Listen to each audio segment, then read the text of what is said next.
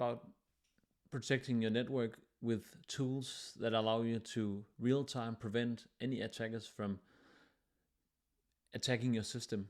Well, this is actually possible when you have the intrusion prevention systems. You can also use and together couple with the intrusion detection systems.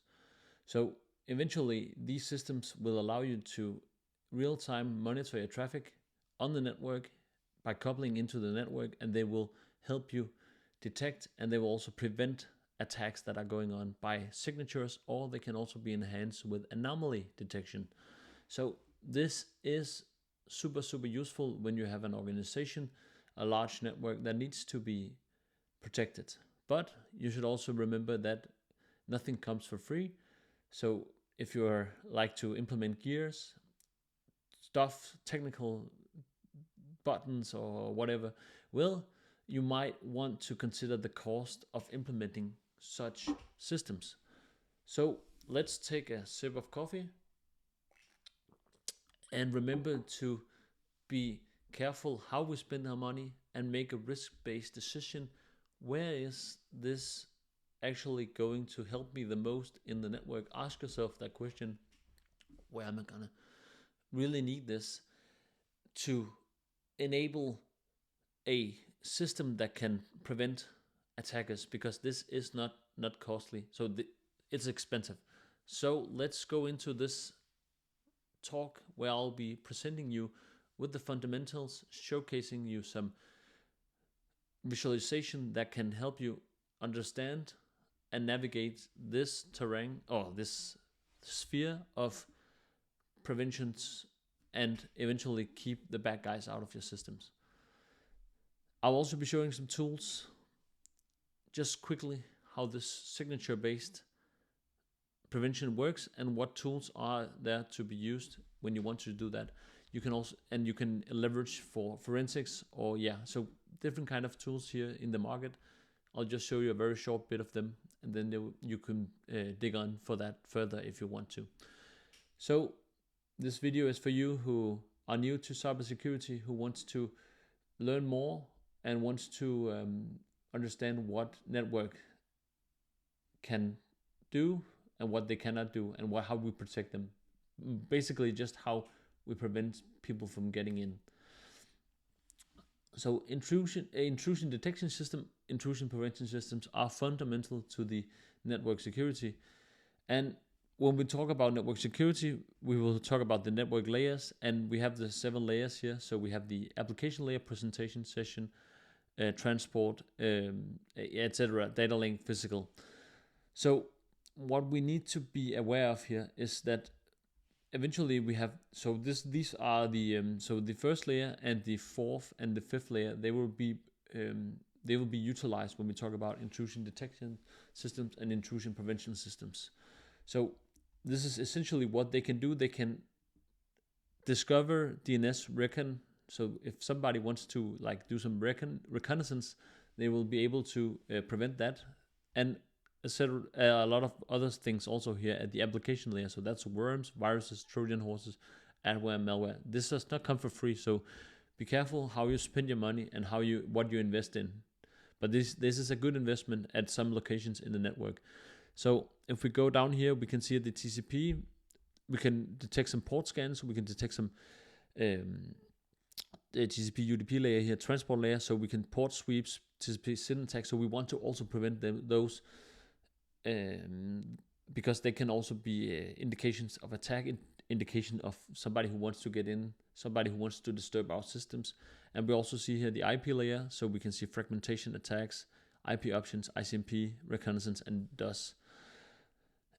So let's go on and let's just see here what network intrusion prevention systems are. So IPS and NIPS.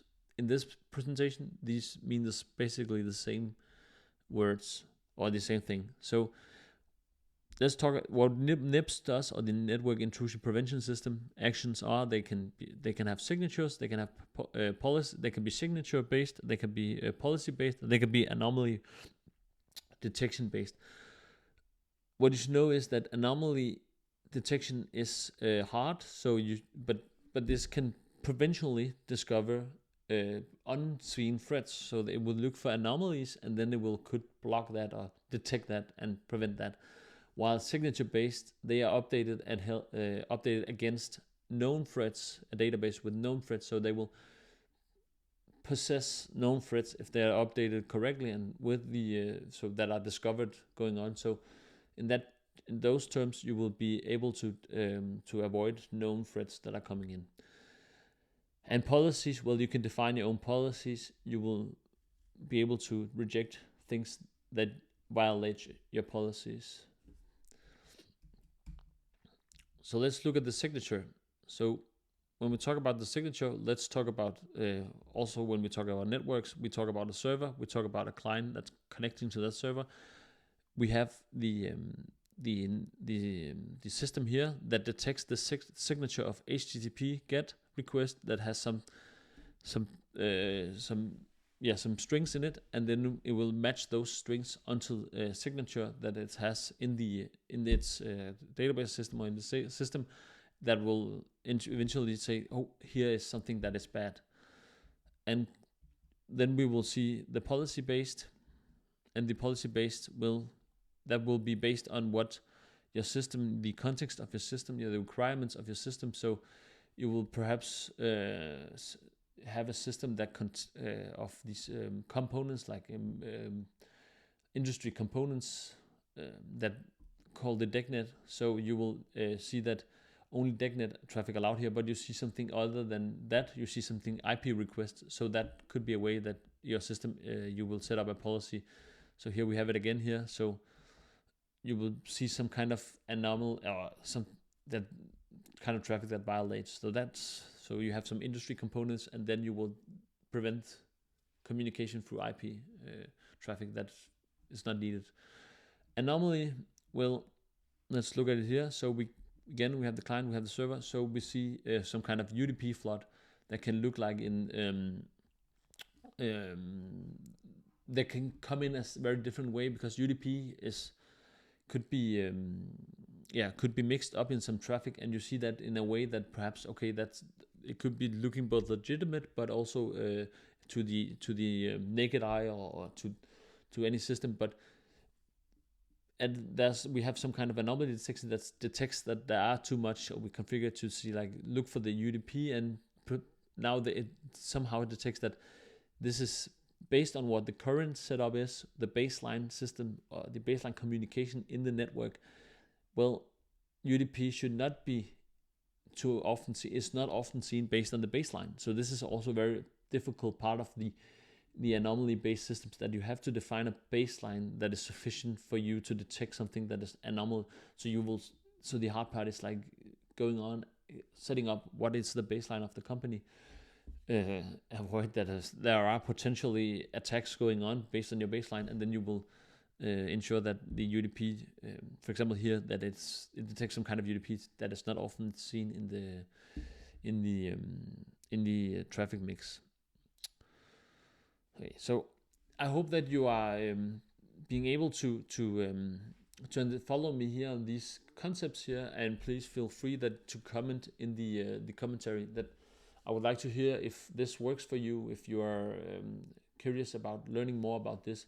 So I'll be going on just in a second. So I hope that what we need to know is that you have these network intrusion prevention systems. They listen on the network. So intrusion detection systems and prevention system, well, they basically the NIDS look for the intrusion detection system looks for signatures in parallel with the and I will show you a graph of that, in parallel with the system. So it's not taking on any load, like it's not jamming, it's not affecting the traffic speeds here. So it's in parallel connection to the other through the routers in a different kind, in a way that it doesn't jam. It's mirrored port, so it will just listen while all the traffic goes on. So yeah, of course, if there's a lot of traffic, well, it can be hard for it if it cannot, but it will manage to do that. So then it will basically alert the prevention system about some kind of unsuspicious signatures it sees, and the prevention system will be able to prevent that also. But the prevention system also knows the policies we talked about. It also looks for the anomalies, but it's serial connection on the network. So let's go on here and then let's look further into it. So here we see the basic setup. We have some servers, we have some segmentation here. So we have connected network here. We have a router, and we have some prevention detection system. We have the firewalls here. We have the NIDS here. So the NIDS here is basically hooked up here in parallel. Here this is a router or VLAN, but forget about that. It's hooked up here to the router in parallel to the main router here. It's a little setup, so we will need to know about the communication going in and forth of the main router here of the systems here. And we also have some firewalls here, and we have the IPS here, the prevention systems here. So we will now connect after this setup, we will connect to the internet for our ISP. Suddenly somebody, malicious black hats, are trying to get into the system, and we will want to, and they are trying to jam our systems. But what should happen here, that we are, the intrusion prevention system will block this communication. It sees this as suspicious, and then should block this communication after. So it will, and it can communicate with the intrusion prevention detection system. Also will detect this as anomaly behavior. So this will block up hopefully the system here, and then and basically sit here and listen what traffic goes on and against the policies. And here's an example of how we could define these policies in the tabular format. So we have some kind of ID for the policies, unknown name, unknown IP protocol, and then we have a message description of what this policy is doing. The signature triggers when an IP datagram is received with the protocol field of 134 or greater. And we also see some TCP here, TCP SYN port sweep. So this triggers against TCP SYN. Good policies to have in the network. So basically, we can configure these intrusion prevention systems with some different kind of actions, and these actions are based on what you want to achieve, because you will also want to accept if it takes something that's like this. You can actually say, okay, this is okay. This is something that should be alerted. This is something that should be rejected or dropped. That's pretty good. If we have a system that we don't want some bad guys, we see some kind of traffic going up, boom, then this should tell us this should be dropped, because this can affect our systems really, really bad. So based on these kind of actions, it can do some different kind of things here. So that's pretty good. So in order to these, as we talked about before, that this action needs to be done in serial connection on the internet, so it can drop it. And this is the intrusion prevention system. While the intrusion detection system will just listen on the network and gather information about what signatures is going in and forth. So when we need to investigate and understand and set up the system, we have these different kind of tools here. So we have Snort. Here's this. With the logos here, we have the PIC, and we have Suricate, and we have ELK. And ELK stack can be used to really do some good data discovery and use based on also the IDS here. We saw there was a server that collects also these files, and we can do some reconnaissance. We can investigate and further prove evidence of attacks and further. So this is pretty good. So if we look at the Suricate here, it's a SIEM ELK system. So SIEM system in incident event management, as I remember it correctly. So what we do is that we can load it here.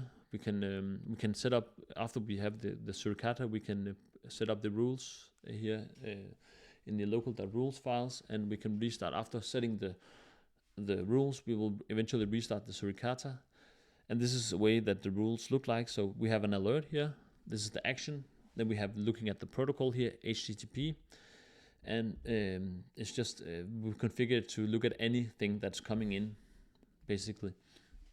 So it should look at anything that's coming in here. So So the scope is pretty wide here, and potential NCAT XE download. So we are looking here for some kind of malware action that is going here from flow to client, and we have some content here. So it's an established connection. So we have a connection here. We're looking for somebody who's transferring these. So you can look for this netcat.xe download that we want to prevent our clients from doing. So it's to the client. So going into the system here. So yeah, so it's like, yeah, so it's going to the system, to the client here. I'm sitting here on my computer. I click some kind of link that is presented to me, and then it goes through this traffic. The intrusion prevention system will look at this, and then it will alert for that, if that's the case here, that I'm downloading this NCAT XE. So that's pretty good that it can actually trigger, and this is a malware. So yeah, so it's, and we'll call it we can call it class type violation. I give it an ID. So let's go into ELK here. ELK is for forensics. So it will be analysis. So we can further analysis if we have this and we have to check, we got the alert on the system that there was some kind of malware download.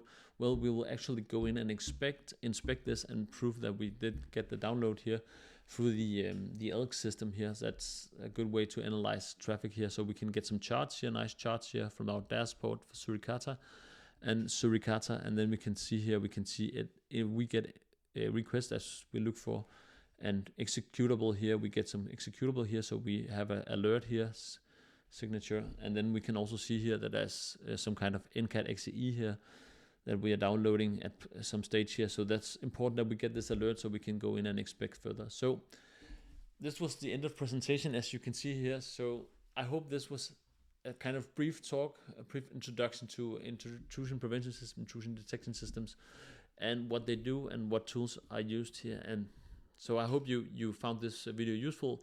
Otherwise, yeah, try to give me a comment if it's something you like, something you could see me do better. Please leave a comment and I will I will read it. Thank you for watching. Also subscribe, and I would like you to like this video. And if you want to know more, then well, there's something called the bell button you can hit if you're interested in more videos at the instantly. Thank you for watching.